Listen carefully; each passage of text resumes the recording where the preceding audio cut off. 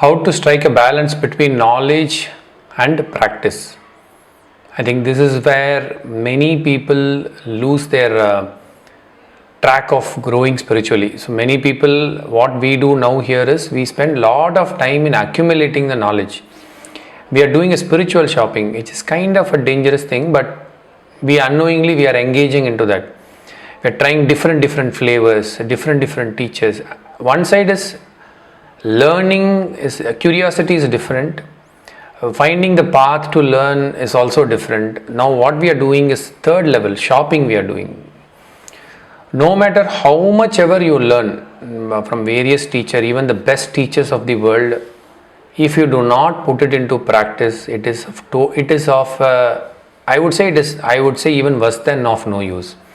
This is a curse actually, because your guru spent a lot of time and effort teaching you. If you do not put that into practice, they say it is one of the very big curse you are receiving from that person, because his whole intellectual knowledge, sacrifice he took to learn and he's teaching you. It doesn't mean that you paid some money and you got the course out. No, that is the transaction.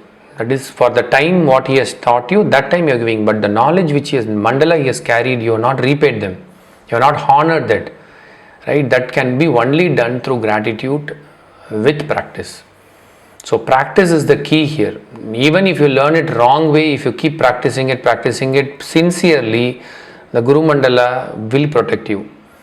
Like there is a very famous spiritual person who gives talk in various cities, and people, wherever he talks, people like get goosebumps and they realize and they cry and dance and he goes city to city, and a lot of people were there. Once he was traveling in the bus, and suddenly there is a brake failure, and all the people were like really like singing songs, and he was also singing, but after they die, they say, and then the God saw and sent this guy, the guy who was singing the song and other thing, to hell, and the driver got into heaven.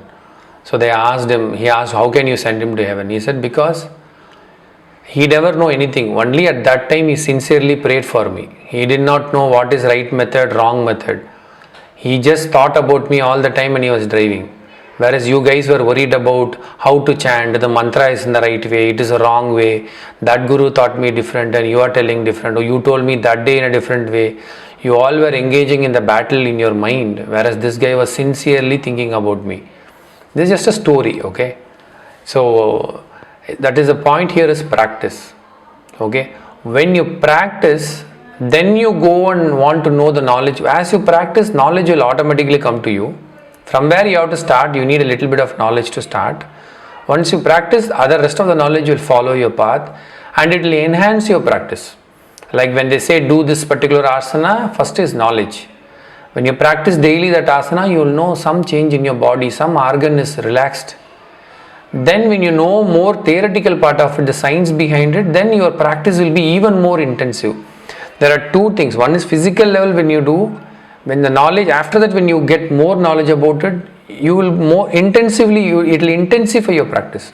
So knowledge should intensify the practice. It should not be a collection basket separately, and think about doing the practice separately. As you practice, you will gain knowledge and you should learn more, so that you will practice even more deeper. That means knowledge should always be feeding energy to the practice. It is a one-way connection.